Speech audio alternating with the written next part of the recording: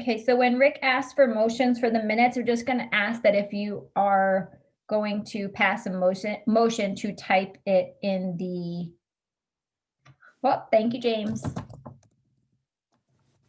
All right, yeah, like we need a motion to approve the minutes.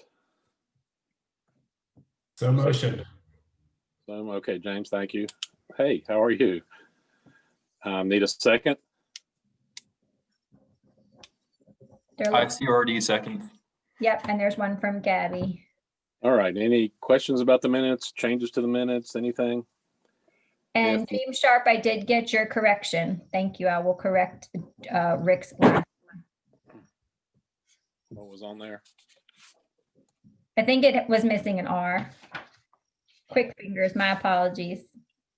Oh, peace. Yeah, that's fine. Been called worse. All right. So we've got a motion and a second to approve the minutes. All in favor? How do you want them to do it, Carrie? If you'll just type yes in the chat box if you're in favor of passing the minutes as they are.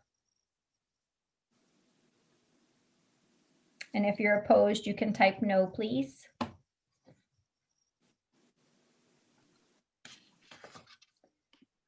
All right. Well, thank you very much. Looks like they passed. We'll move into our business for this tonight. The old business, the recap of 2020, and Carrie and Jamie are going to talk about that.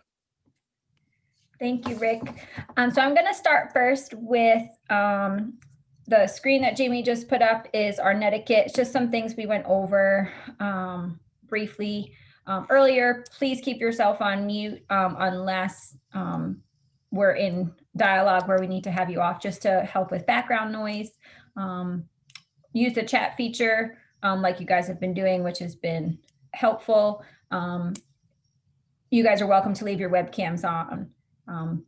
You don't have to, but, and we might call on you at some point. We're going to put people into a breakout room. We welcome everybody to share, but obviously it is okay to say no.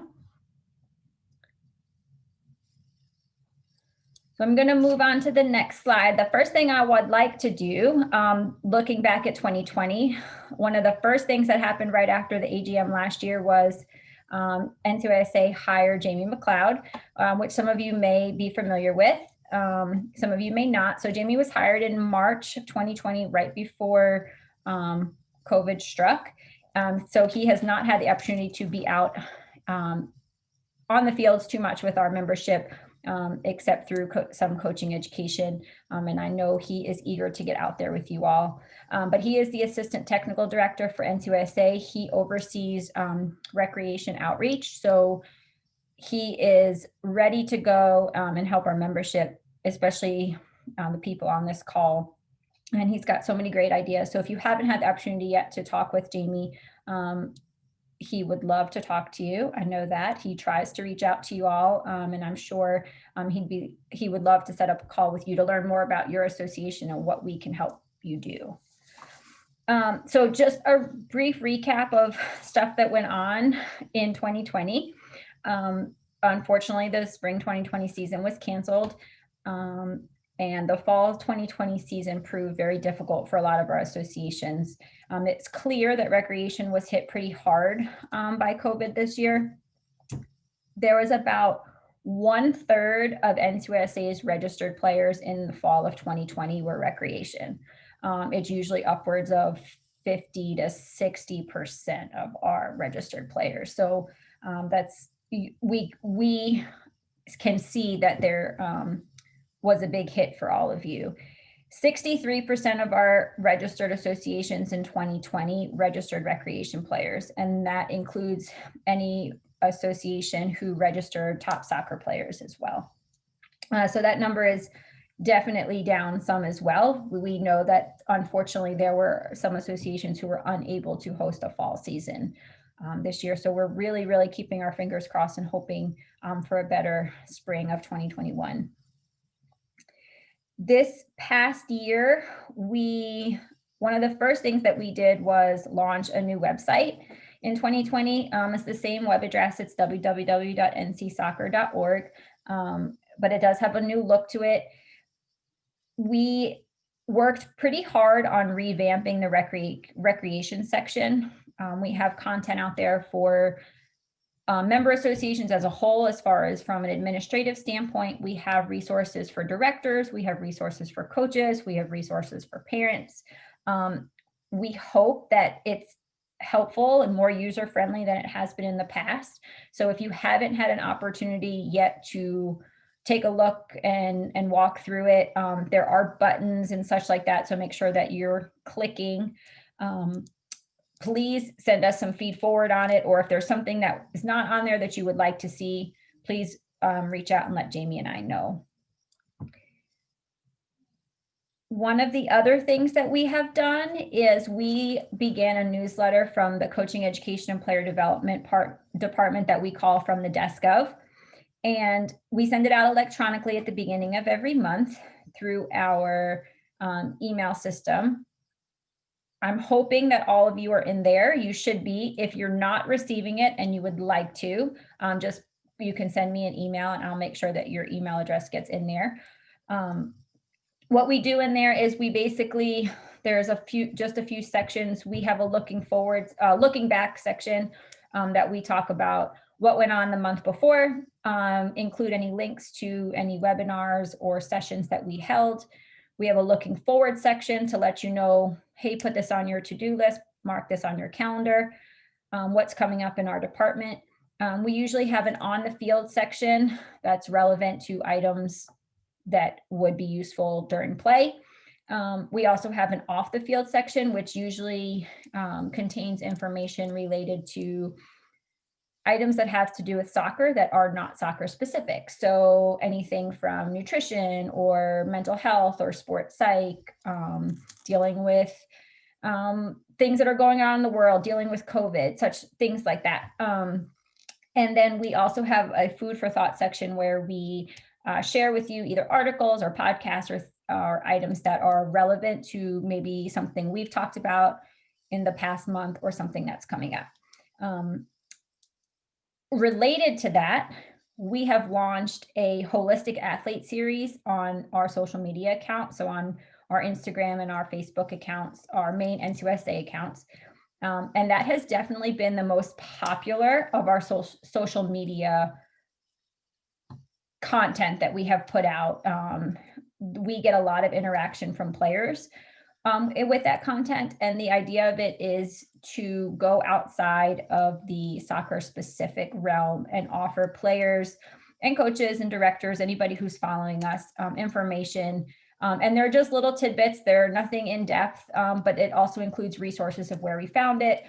We just did something this past week about fueling for winter and playing during the cold, how to layer up, things and sort of that nature. We've talked about different mental health skills. We've talked about yoga, journaling, things that'll help players become more holistic in their approach to playing and keep them very well-rounded. So if you haven't checked us out on social media, I ask you to do so and share it with your association, share some of that stuff out. We've been giving a lot of things away, which is always fun. So share that out with your association, if you will.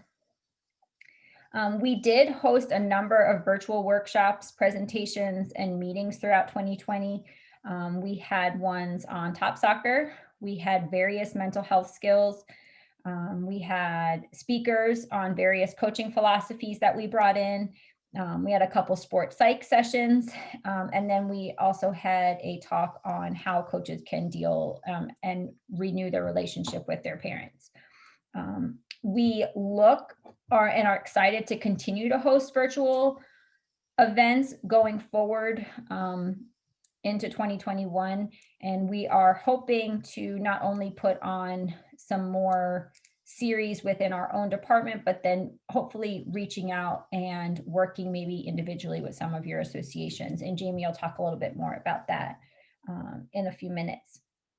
The last thing that I wanted to mention for 2020 was that Phil Wilkinson, he is out of Charlotte Independence. He is their top soccer director and their director of community engagement. He was named the South Region top soccer representative for North Carolina. So he, along with myself and Jamie and Billy, we work with Dave Robinson, who's out of Florida, who is now the South Region Chair, and then the other top soccer representatives from across the South Region to grow content and share ideas and hopefully grow the game of top soccer. Phil's an excellent resource. He's right here at home. And Phil and I plan to work in 2021 to create more top soccer specific programming and content for in North Carolina so that we can share it with associations, whether or not you actually have an established top soccer program. So maybe it's something that we can offer as part of a roadshow or as part of a festival that you all are doing, so that you can help maybe target some of that audience and that population within your own association and give them a day, and then possibly, hopefully, grow a top soccer program from there. So we will share that information with you all as we have it. And then the last thing that I'll say before I pass it over to Jamie to talk about some of the new business is that we sincerely look forward to getting back onto the field soon with you all. And in the meantime, we are happy to continue to do things virtually with you all. So if there's anything that we could do in your association, or if you've attended, a lot of you have attended some of the stuff we've done this year. If you have feed forward on what was helpful, maybe what you'd like to see, please share that with us. And we will work to get that out to you all. So with that, I'm going to pass it to Jamie for new business. Thanks, Carrie. Thanks, Rick, for all that you're doing. And thank you for the introduction, Carrie. Greatly appreciated. As she mentioned, we're excited about getting out and meeting everyone. I've reached out to everyone in the recreation world as far as leaders, and I recognize some of you on the call right now. If I haven't spoken to you, please don't hesitate to shoot me an email or give me a phone call. Love to start the conversation on what we can do to assist you. As far as looking forward, we realize that things look a little different now, especially with COVID and the uncertainty of what's going to happen as we move forward.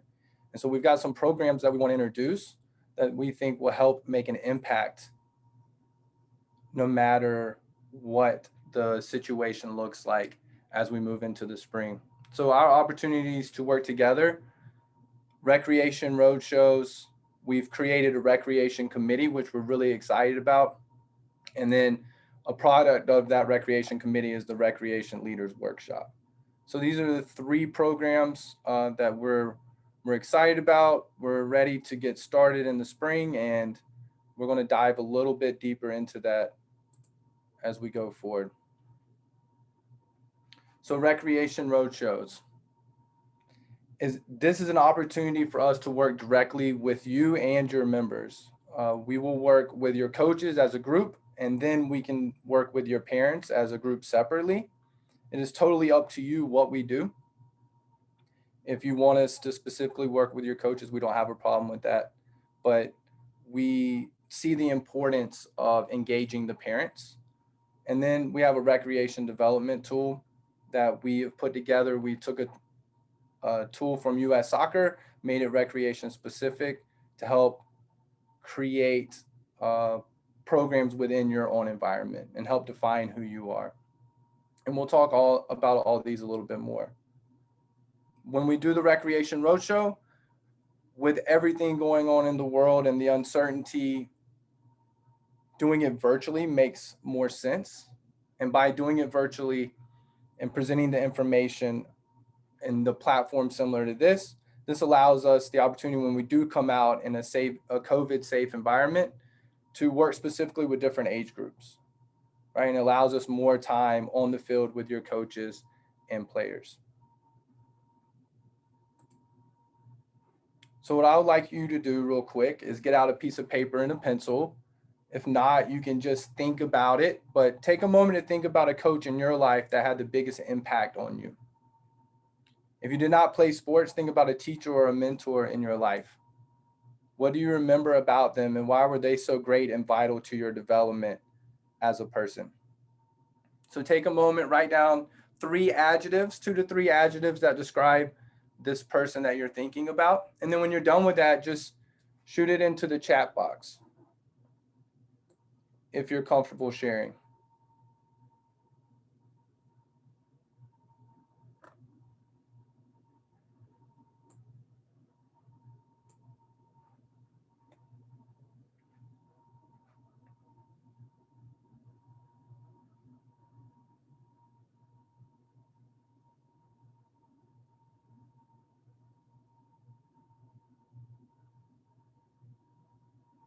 Here we go. Passionate, fun, and dedicated.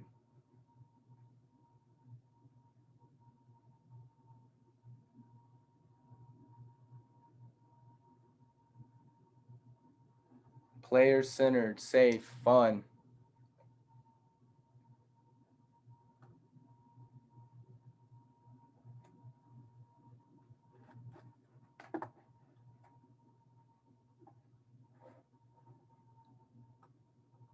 I'll give everyone a few more seconds if you would like to share some adjectives that describe a person that had a major impact in your life. Interesting, fun, and fair.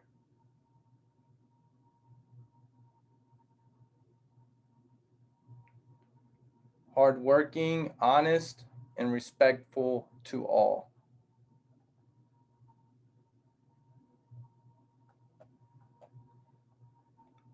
Dedicated, was a mentor and innovative. Positive, knowledgeable, patient. And so the point that I would like for you to take from this is that the person that you remember most doesn't necessarily have a great understanding of soccer. That's not what we remember. What we remember is the impact that they had on us, right? Maya Angelou says it best. People will forget what you did. People will forget what you said, but people will never forget how you make them feel. And that's very, very important when we're talking about mentoring our youth, right? Especially at the recreation level. And so this is really a focus of ours when we're talking about the Recreation Roadshow and educating the coaches. So if we start with the role of the coach, our goal within this portion of the roadshow is to teach the impact that they have on the child's life, and that having no or little knowledge of a sport should not be a deterrent from coaching. It's such a minute part of what we do.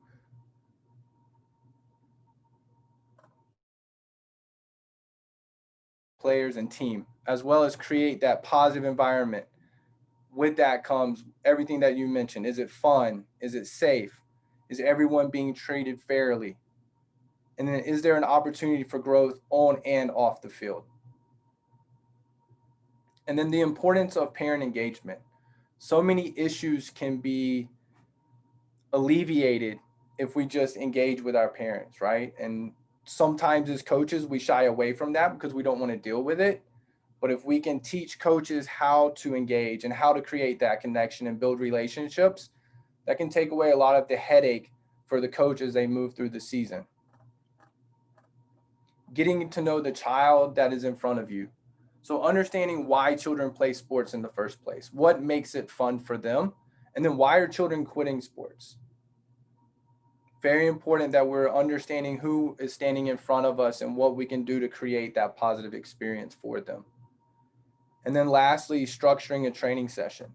So this picture of a Rubik's Cube is a visual of how it's our tendency as coaches and leaders to overcomplicate things and throw a lot of information at our audience at one time, right? Like I'm going to do to you in the next 10 to 15 minutes, right? And so the idea is here is that we simplify things. US Soccer has the play, practice, play methodology. And this is the idea behind it, is that we're creating a player-centered environment, which you all mentioned in your descriptions of the person that had made the biggest impact on you. And this is where the players have the opportunity to have fun and develop through experiencing the game within training and then being able to take that to the games on the weekend, right? They're there because they want to have fun. They're there to play the game, right? So this is the idea behind the coaches portion of the roadshow.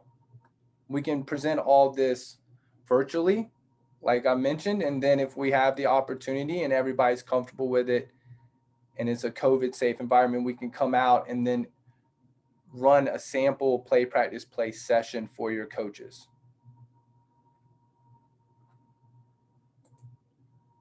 Next, we have the parents. Like we mentioned before, parent engagement is so important and getting them involved in the process. To do that, setting realistic expectations. What we mean by that is allowing parents the opportunity to set expectations for themselves, for the players, and for the coach. That will bring everything into perspective as they go through the season on why their child is actually there and why they have signed their child up to play the sport.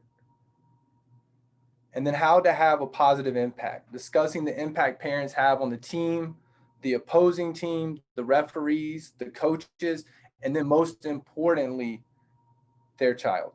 What they're saying after the games or after training or in the car on the way home.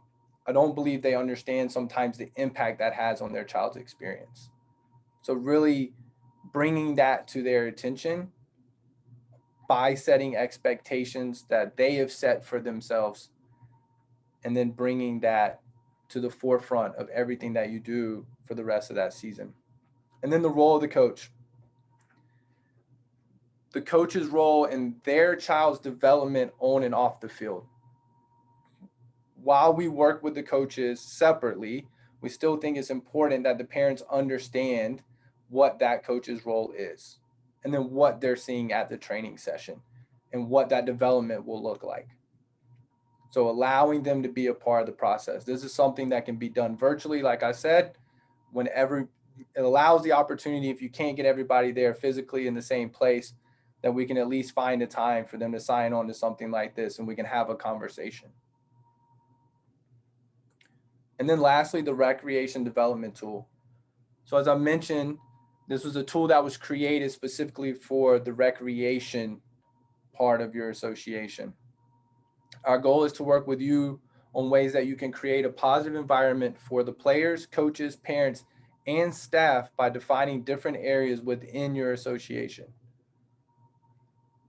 We do this by allowing everyone to get on the same page, know what is expected of each other, and ultimately be working together towards the same goals. Right? Some of the things that are within this tool you may already have set in place. We want to help you market yourselves and get yourself out there and really define who you are, so that people and players and parents are coming to you because they want to be a part of what you're doing, not just because you're the local soccer association. And so the idea behind this, the Recreation Roadshow, is going to be an opportunity for us to work together to create that positive environment that we spoke about, and ultimately lead to player, coach, and parent retention, and then buy-in to your individual association. That is, we understand that one of the biggest challenges that you face is finding volunteer coaches, and we want to help.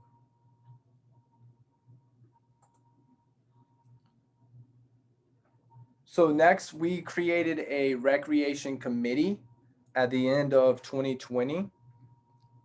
And we have met already in this year of 2021 in January, like right after the new year.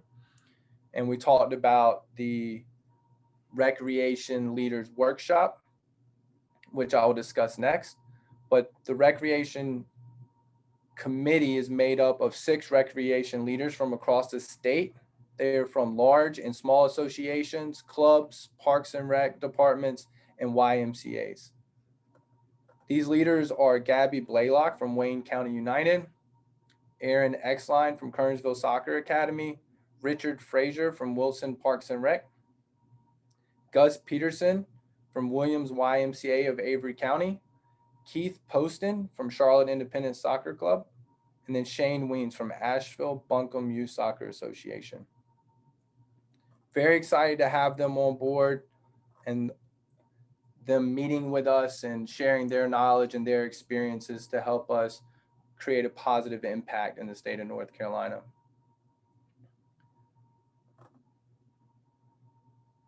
We meet once a month and we discuss different topics. The next topic, the Recreation Leaders Workshop, is what we've been working on. Our goal with this workshop is to work specifically with recreation leaders within organizations to assist with common challenges to create a transformational experience for your members. We will have guest speakers address specific topics that you will then be able to take back to your environment and implement what you have learned.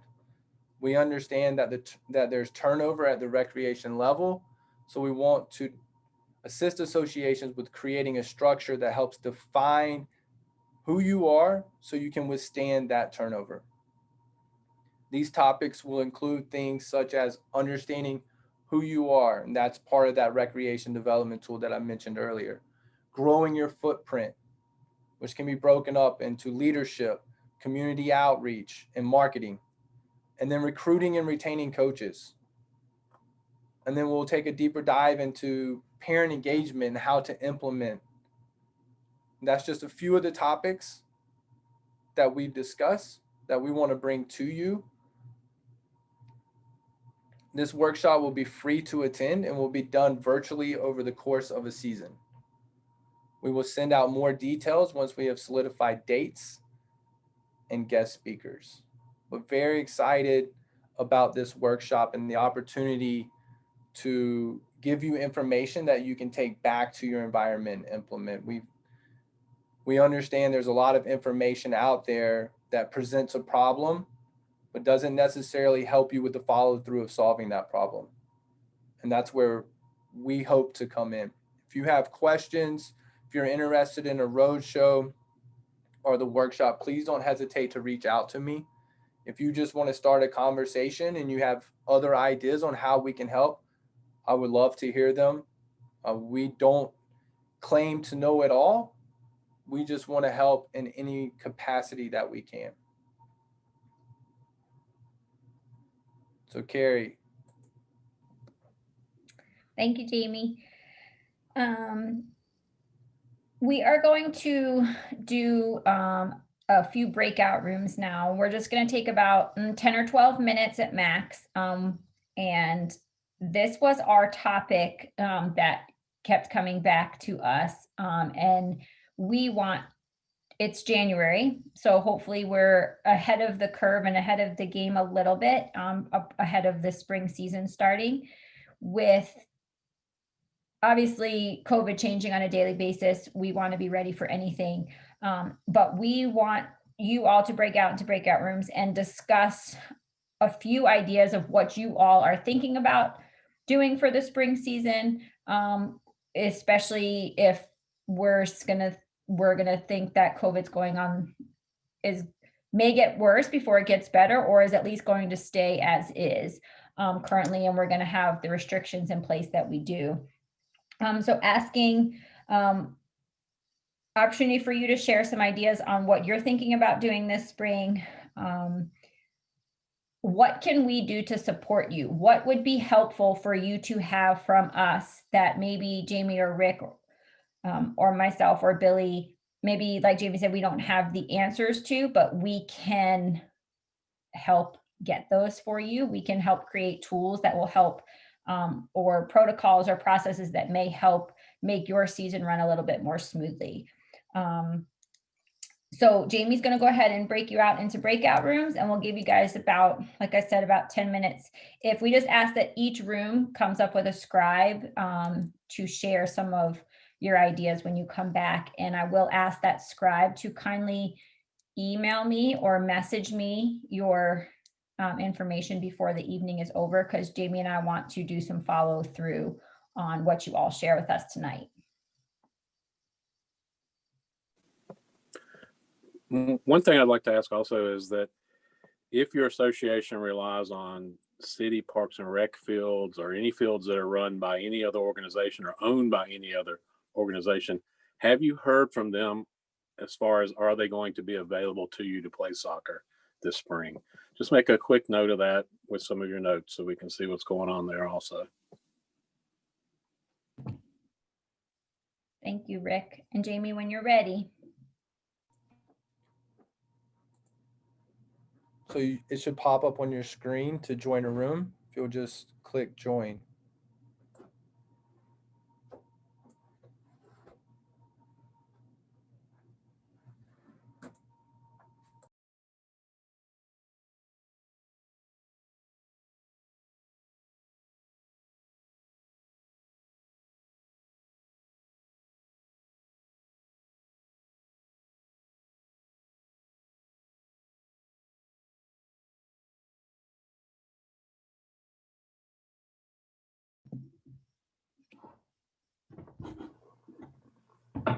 I copied and pasted the responses, Jamie, to your question from the chat box so that I can include some of them in our minutes that I type up after I listen to the recording. Cool, thanks. Are you pausing the recording now? Because you can pause it so nobody hears it.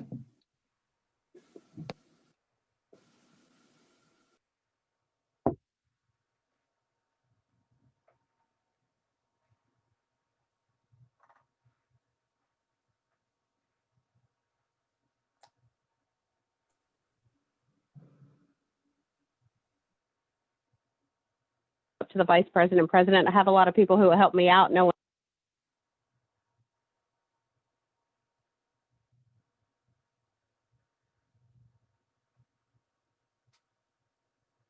All right, that should be everybody now.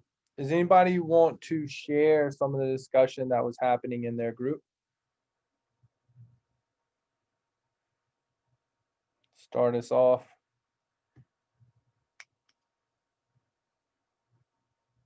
So there was a lot of great conversation. I will, if you want me to. Please, Aaron, thank you. Surprise you that I was the person writing things down at all? No, didn't think so.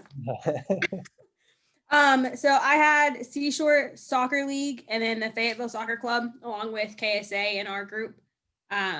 Seashore Soccer League and ourselves use the city parks and rec fields, and we haven't really had any issues being able to play. We both have open communication with them, so it's worked out well. And then for Fayetteville, they own their own fields, so they get to do what they want pretty much. For both, I know at least for Dennis at Seashore, he said that he's had some COVID experience with his association. We've had few, but not like direct experience, so I don't necessarily have to handle it right now. Moving forward, we all kind of agreed that just have to have open communication with the association or the associations, staying spread out with games and reminder of all the policies, kind of taking it day by day. And if something were to happen, like having you guys' support helps out a lot. One of our discussions was kind of how to handle the medical exceptions, kind of where do we go from here on that. A lot of us have a question on the registration beforehand, like we've had it the whole time, and so has Dennis at his association, where you ask if you have any medical exceptions, this, and this, what's wrong? And if people start coming at you now saying we have this, this, and this, then you kind of say, okay, well, why didn't you say it beforehand? Type, just to kind of deal with everybody trying to not wear masks. And then if it comes up, you gotta just kind of go with the flow and go from there. So our main thing was just stay on top of it, keep pushing, and you either follow the policy or you don't play. That was kind of our main agreements. So, and everybody was in agreement. And that is it. Thanks, Aaron. I'll be more than happy to go next with our group. All right, thanks, Shane. We talked a lot about, who had us. I had an AC Sandhills and Hendersonville Youth Soccer with me, ABYSA, and we were talking about, whether we had a season or not. Two of the associations did have a season. One did not. We talked about that. We also talked about fields as well. And it seemed like everybody was able to access the fields. So that wasn't an issue. So that was good.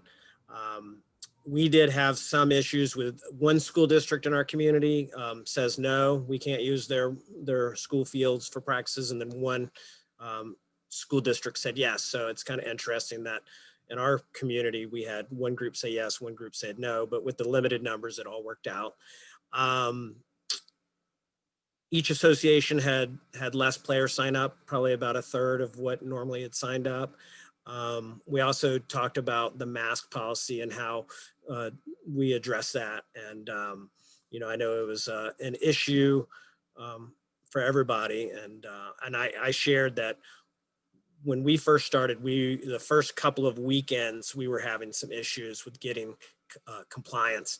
And so we had to institute people driving around in golf carts and on gators to go to the fields. And if anybody wasn't wearing their mask, they were basically either asked to go head to their cars, that it was mandatory, or we had masks with us. So each person that was in that capacity would have a thing with extra masks. So if someone had an issue, we could just give them a mask and they could put it on. But we had to do that, and we had to be really strict about it. And we got compliance, but we certainly had some issues with a few people, but very few, because we tried to handle it in a very nice way. So we decided that we weren't going to get into arguments. We were just going to say, hey, it's just a policy. I'm sorry. You're going to have to go to your car, or I can give you this mask and you can put that on. And that seemed to work really well. And then we talked about this season, how, everybody's going to have to wear a mask, players, coaches, and so we were kind of just talking about that a little bit, and we didn't really get much further, but that's kind of what we talked about. Thanks for sharing that, Shane. Anybody else like to add to what has already been said? Hey guys, I think we were in breakout room 4. I had James from LISA and Sean from Trinity. Just it's pretty much the same conversation. We did talk about what you guys could maybe do for us, something in line with like a simplified checklist for protocols for coaches. I think with rec being such a big part of club soccer, we don't always have the same interaction with our volunteer coaches as we do with our paid club coaches. So maybe like a checklist that we could laminate or something, so they know, everybody's got to have a mask on. Did the questions get asked? Just the protocols, dumb protocols. And then also, the investment in rec isn't quite as, you just don't have that investment piece. So we were thinking that some of we saw a decline because of people not understanding maybe statistics and things like that. So I couldn't find it, but the study that the college did on specifically youth soccer, that we, like most clubs got I can't talk tonight, the survey to take, maybe sharing some simplified statistics that show that there's not really a link to huge clusters and breakouts by playing club soccer. So Thanks for that, Gabby. thanks. Anybody else want to add anything before we move on?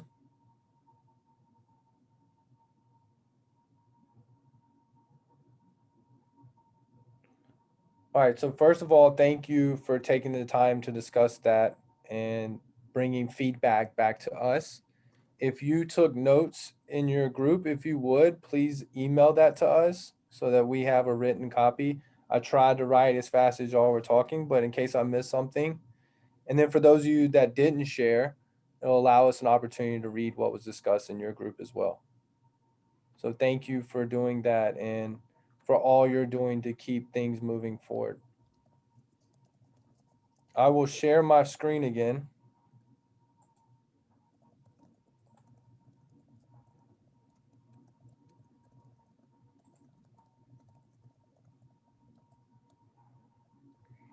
So I am going to pass the baton off to Bill Furjanic, our technical director, and he's going to discuss briefly some of the potential bylaw changes that are coming at the AGM this year.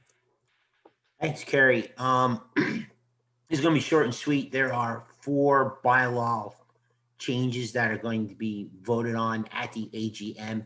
Those will be housed in on the website.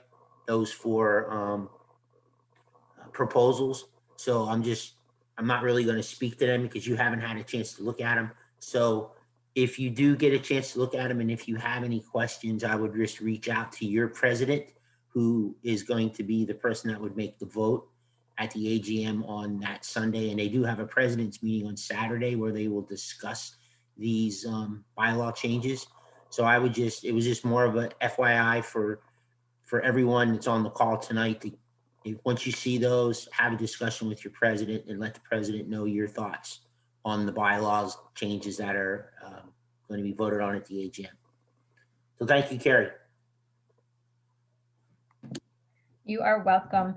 And as Bill said, they will come out on the website and they'll be sent out through Hay Summit. So if you are signed up on there for the AGM, you'll get those potential bylaw changes to read through. Before we move on to reminders and close out the meeting, I just wanted to give an opportunity to see if there was any questions or concerns or discussion topics from the audience that you would like to bring forth.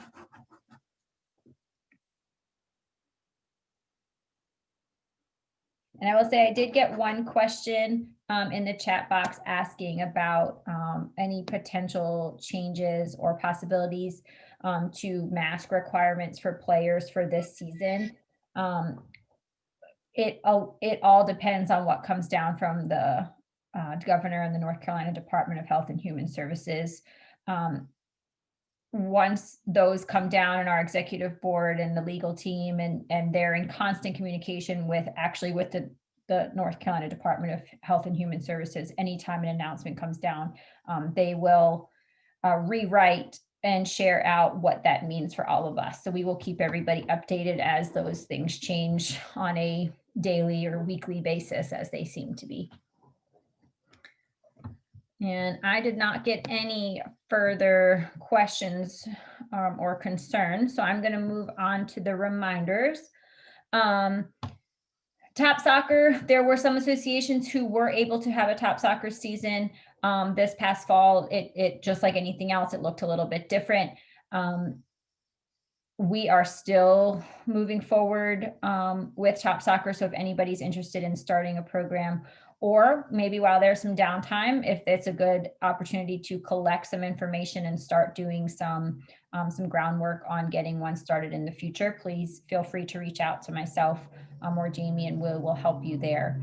Coaching education, as we mentioned earlier, we are moving full steam ahead with coaching education. Some of it does look a little bit different, meaning that it's a majority of a virtual experience now, and it'll be blended in where the last part of their course is in person for the C and D course, and then grassroots courses, we are doing that.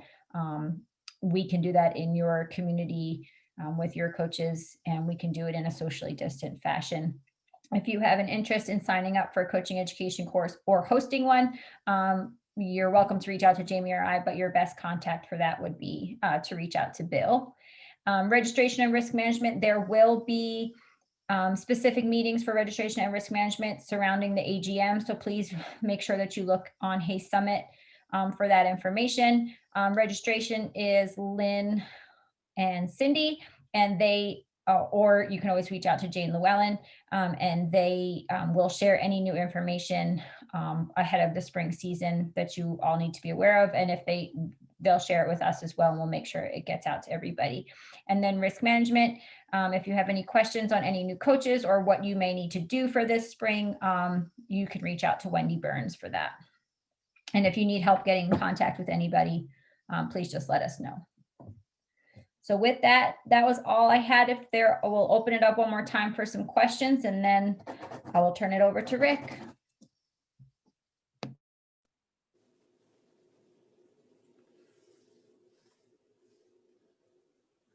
Any questions?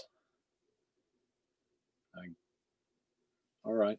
I want to thank everybody again for attending, and really I'd like to thank Bill and Carrie and Jamie for the work they've put into this. They're the heart and soul behind recreation soccer right now and are working hard to keep us engaged and involved.